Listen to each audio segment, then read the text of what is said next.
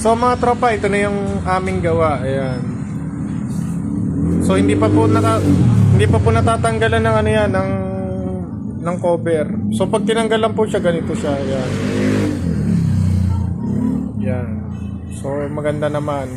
So gagawin pa po namin frosted yan. Lalagyan pa po namin sticker sa likod ng pang-frosted. Yan. So ito, tingnan natin. Ayan. So yan. Yan. Tapos may kinulang pa na parts.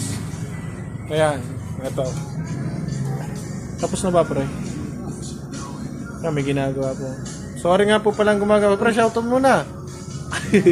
Mga 1,000 ang manonood sa inyo, pre. Ayos lang yun. Ayos lang ba yun?